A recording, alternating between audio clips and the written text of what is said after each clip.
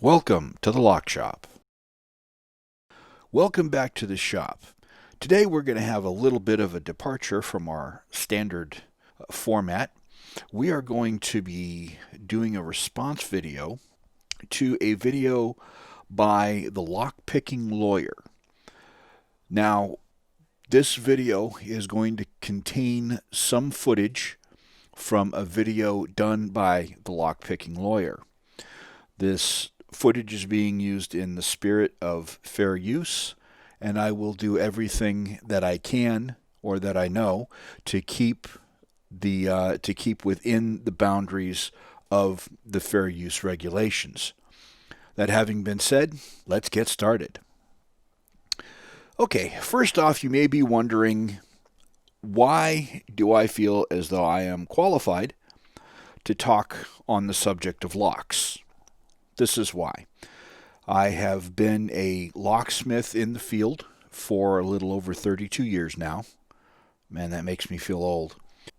But with my experience in the field, I feel that I am absolutely qualified to speak on the subject of locks and how they operate, as well as the ins and outs of being a locksmith. Now, as far as the locksmithing lawyer goes, I personally rather enjoy his videos. I find them informative, and I rather enjoy watching them. So this is not going to be a gotcha by any stretch of the imagination. What my intent here is the locksmithing lawyer does an excellent job of presenting the perspective of the lock sport artist and or the customer in a locksmithing transaction. However, I notice the marked absence of a reasonable locksmith's perspective. Being a locksmith, I believe reasonable. I would like to talk a little bit about this particular video. So now, let's hear what this letter has to say. It reads, "Dear lockpicking lawyer, I'm throwing down the gauntlet. I recently lost the key to my kryptonite bike lock/chain while far from home. I called a locksmith to open it." Okay, so this will be enough to be getting started with. What I'm showing you here is the lock in question. Now you can see the portion of the shackle that has been removed. It looks to me like an abrasive cutter has been used. Judging by the time that it took to remove this from the motorcycle, I would say that it was most definitely, I believe, an abrasive cutter was used on this lock. Now, technically this is a padlock. Now, when a locksmith gets a call to remove a padlock, because of the constraints of working in a retail environment, and time is money, period, and that one fact looms above all decisions that are made by a locksmith in the field of how to proceed in doing a job. The weak spot of this lock is the shackle. And that is a way that the locksmith knows he can remove the lock and get the customer on their way in a short period of time. Now, yes, there are specialized picking tools that can pick this, but honestly, how many tools do you think can be carried in one of those vans? As a person who has driven one for a living for 32 years, I can tell you you have to choose very carefully which tools you include in your van loadout. You do not have the room to have every gimmick tool and pick known to man in your van. You have no room to work. You have no room for parts and supplies. It isn't feasible to carry every possible pick for every possible kind of lock. The appropriate response from this locksmith would have been, I'm not capable of picking this lock. I don't have the tool to do it. Now, I can remove the lock from the motorcycle and get you on your way.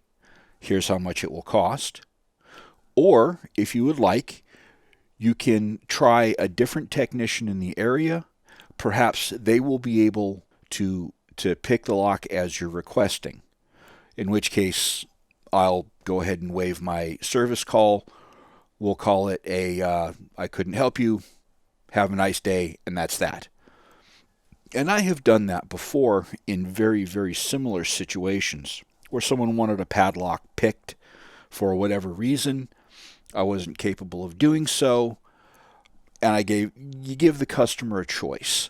I can cut the shackle and get this lock removed right now, or you can contact another technician in hopes that they can pick the lock like you want it. Now, padlocks being as inexpensive as they are, there are only a couple of reasons really that you want to pick one. One, as in this case, you have a key for it at home and you really don't want to buy another one, but they're not that expensive. Two, you have multiple padlocks keyed alike and you need one picked and opened and then a key made for it. That's a valid reason to do that.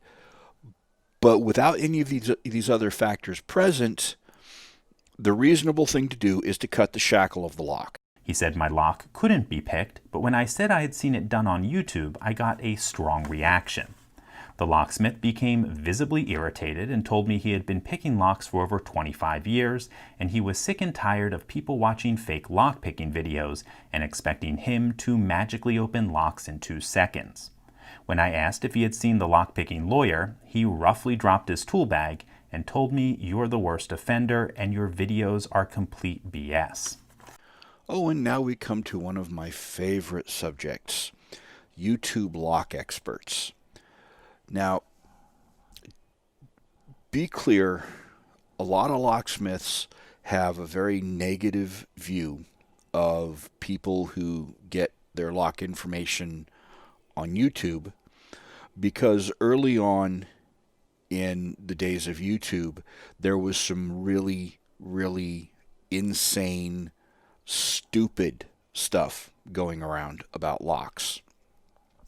I remember I was running a van for a lock shop in San Diego when this misinformation started to make itself felt in the industry.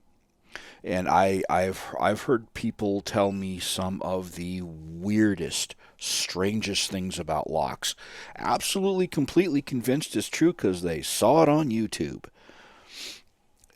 I have to admit, I can understand where this locksmith is coming from. It gets annoying. It gets frustrating. Someone has called you out to help them, and now they're going to tell you how to do your job like they know it better than you do. Yes, it's frustrating, but it's something that has to be dealt with. It's part of the job. This locksmith did not handle that part of the job very well at all. If I was this locksmith supervisor, he most certainly would have had some quote unquote counseling about his conduct with customers. Now, I will be honest. I have on one or possibly more occasions informed a customer that since he obviously was more of an expert on my job than I was, that I would just let him go about what he was doing, put my tools in my van, and drive away. Now that is something that will, in just about every case, get you in trouble with the shop owner. But when pushed and pushed and pushed and pushed by a complete idiot who has no clue what he's talking about but is absolutely convinced, at a certain point you've just got to cut your losses and get out of the situation. And I've found myself in that situation on more than one occasion because some idiot saw something on YouTube and now he believes it's the gospel truth. I had some guy try to convince me that he could open any car door with a racquetball cut in half. No, I'm sorry. That's not going to happen. You cannot open a standard, properly functioning car door lock with a racquetball cut in half. It's not going to happen. It's not going to work. I'm an expert in the field. I'm sorry. It's all bull. Okay? Those sort of people are so full of excrement their hair is brown. It's just it's terrible misinformation. But later on, as YouTube developed, a couple of people showed up who actually knew what they were talking about. And I began watching as many of the actually knowledgeable people as I could find. This channel, the lock picking lawyer, excuse me, and there are a couple of others that I find are informative.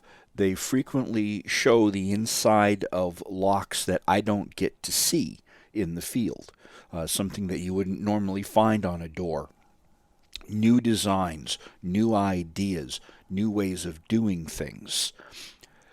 These all constantly change, and most locksmiths know that you've got to stay up on the newer stuff as well as be well versed in what has gone years before. I've worked on locks well over 100 years old that are still in service. So it's I find that knowledgeable people on YouTube help me as a professional to stay informed about some of the newer things in my profession. However, those are a minority of the people talking about locks on YouTube. There are a lot of idiots out there. Now, unfortunately, you have to already know what you're doing in order to tell the moron just running his mouth about something he knows nothing, and someone who knows something about the subject and knows something that you don't already know. You have to have a background in the locksmithing industry to be able to tell these things apart. So, really in conclusion, this locksmith did not explain to the customer appropriately.